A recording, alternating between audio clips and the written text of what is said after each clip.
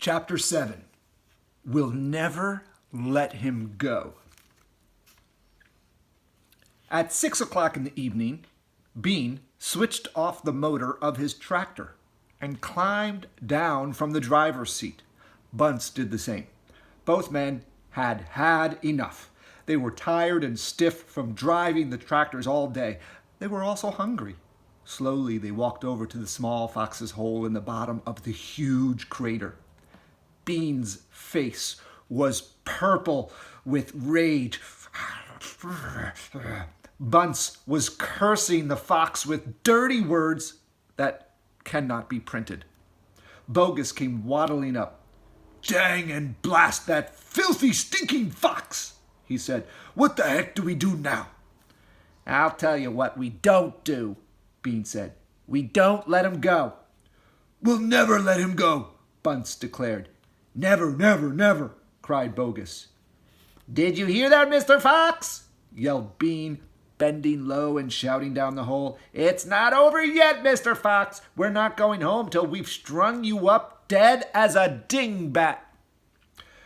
Whereupon the three men all shook hands with one another and swore a solemn oath that they would not go back to their farms until the fox was caught. "What's the next move?" asked Bunce, the pot-bellied dwarf. "We're sending you down the hole to fetch him up," said Bean. "Down you go, miserable midget."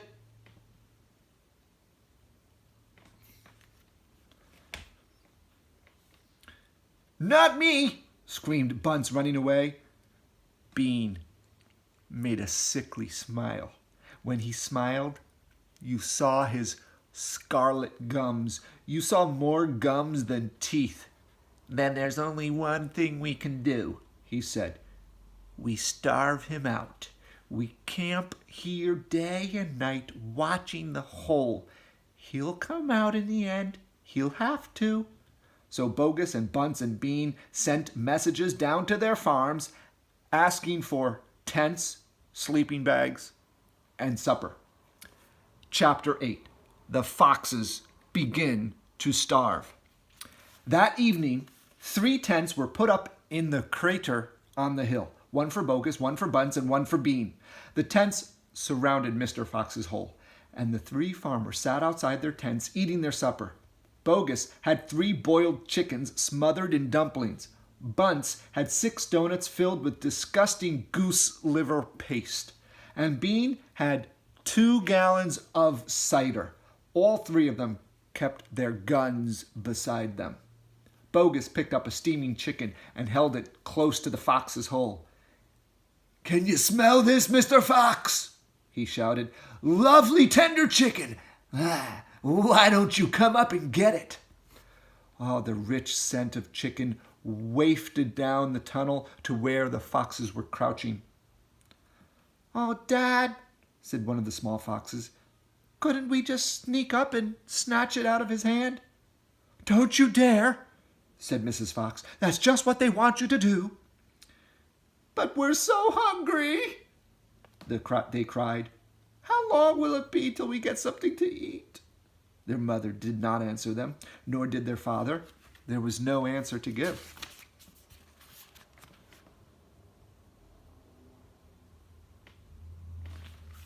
As darkness fell, Bunce and Bean switched on the powerful headlamps of the 2 tractors and shone them on the hole.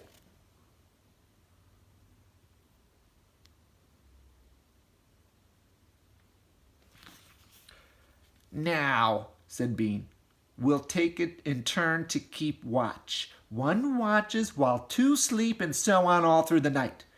Bogus said, "What if the fox digs a hole right through the hill and comes out on the other side? You didn't think of that one, did you?" "Of course I did," said Bean, pretending that he had thought of that. "Go on, tell us the answer then," said Bogus. Bean picked something small and black out of his ear, and he flicked it away. "How many men have you got working on your farm?" he asked. 35, Bogus said. "I've got 36, Bunce said. "And I've got 37, Bean said. "That makes 108 men altogether. We must order them to surround the hill. Each man will have a gun and a flashlight. There will be no escape then when Mr. Fox comes up." So the order went down to the farms, and that night 108 men formed a tight ring around the bottom of the hill. They were armed with sticks and guns and hatchets and pistols and all sorts of other horrible weapons. This made it quite impossible for a fox, or indeed for any other animal, to escape from the hill. The next day, the watching and waiting went on. Bogus and Bunce and Bean sat upon small stools, staring at the fox's hole. They didn't talk much.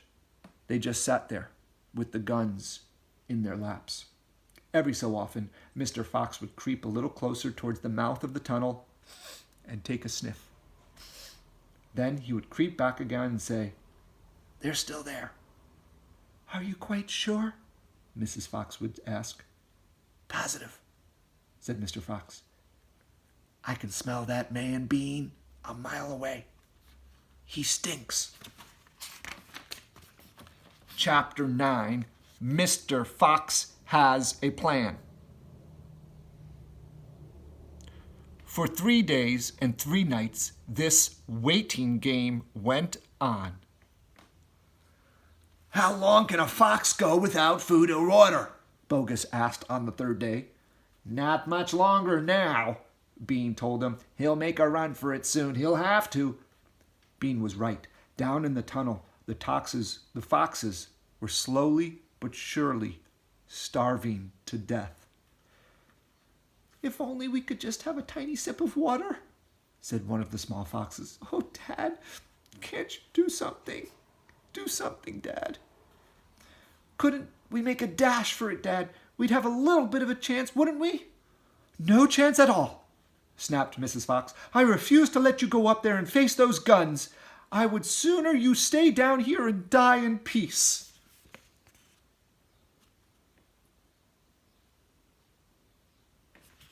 Mr. Fox had not spoken for a long time.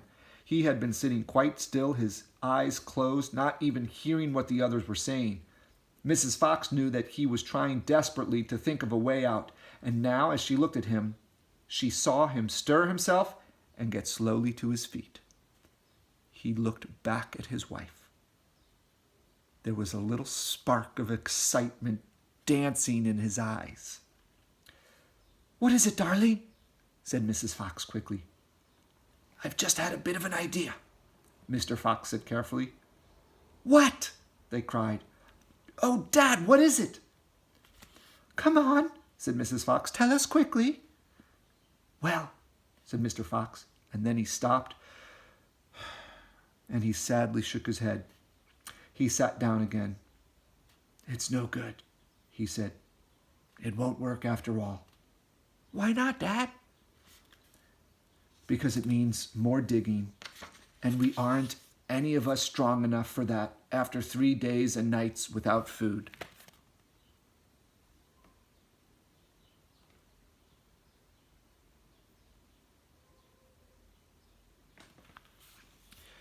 "Yes, we are, Dad," cried the small foxes, jumping up and running to their father. "We can do it. You see if we can't. So can you." Mr. Fox looked at the 4 small foxes and he smiled. "What fine children I have," he thought. "They are starving to death, and they haven't had a drink for 3 days. But they are still undefeated. I must not let them down. I suppose we could give it a try," he said. "Let's go, Dad. Tell us what you want us to do." Slowly, Mrs. Fox got to her feet. She was suffering more than any of them from the lack of food and water. Mrs. Fox was very weak. "I am so sorry," she said, "but I don't think I'm going to be much help."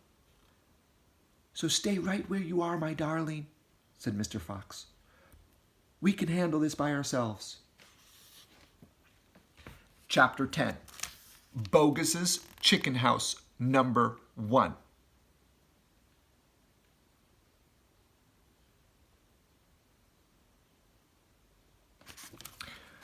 "This time we must go in a very special direction," said Mr. Fox, pointing sideways and downward.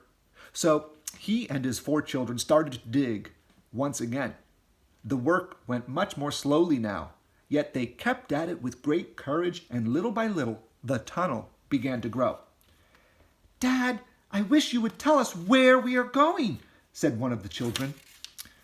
"I dare not do that," said Mr. Fox, "because this place I am hoping to get to is so marvelous that if I described it to you now, you would go crazy with excitement. And then, if we failed to get there, which is very possible, you would die of disappointment. I don't want to raise your hopes too much, my darlings." For a long time they kept on digging. For how long, they did not know, because there were no days and no nights down there in the murky tunnel.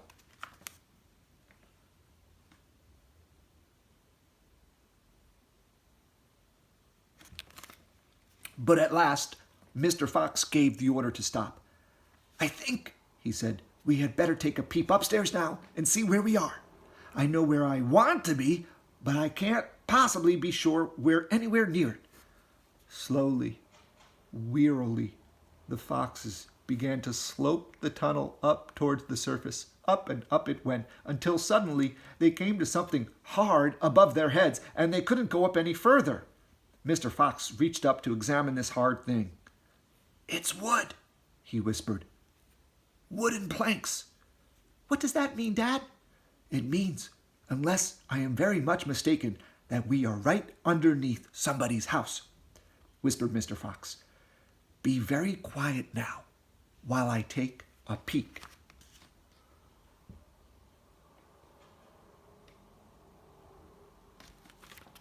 Carefully, Mr. Fox began pushing up one of the floorboards. The board creaked most terribly, and they all ducked down, waiting for something awful to happen. Nothing did. So Mr. Fox pushed up a second board. And then, very, very cautiously, he poked his head up through the gap. "Ha!" He let out a shriek of excitement. "I've done it!" he yelled. "I've done it first time! I've done it! I've done it!" He pulled himself up through the gap in the floor and started prancing and dancing with joy. "Come on up," he sang out. "Come up and see where you are, my darlings. Oh, what a sight for a hungry fox! Hallelujah! Hooray, hooray!"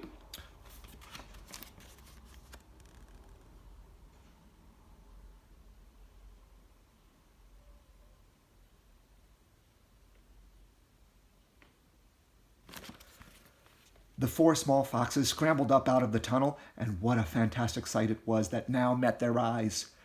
They were in a huge shed, and the whole place was teeming with chickens. There were white chickens, and brown chickens, and black chickens by the thousand. "Bogus's chicken house number 1!" cried Mr. Fox. "It's exactly what I was aiming at. I hit it slap in the middle. First time. Isn't that fantastic? And, if I may say so, rather clever." The small foxes went wild with excitement. They started running around in all directions, chasing the stupid chickens. "Wait!" ordered Mr. Fox. "Don't lose your heads. Stand back. Calm down. Let's do this properly. First of all, everyone have a drink of water." They all ran over to the chicken's drinking trough, and they lapped up the lovely cool water. Then Mr. Fox chose 3 of the plumpest hens, and with a clever flick of his jaws, he killed them instantly.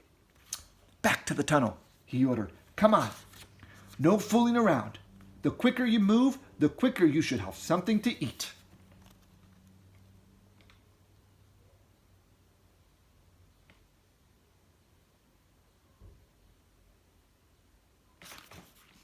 One after another, they climbed down through the hole in the floor, and soon they were all standing once again in the dark tunnel. Mr. Fox reached up and pulled the floorboards back into place. He did this with great care. He did it so that no one could tell they had ever been moved. "My son," he said, giving the 3 plump hens to the biggest of his 4 small children, "run back with these to your mother. Tell her to prepare a feast. Tell her the rest of us will be along in a jiffy, as soon as we have made a few other little arrangements."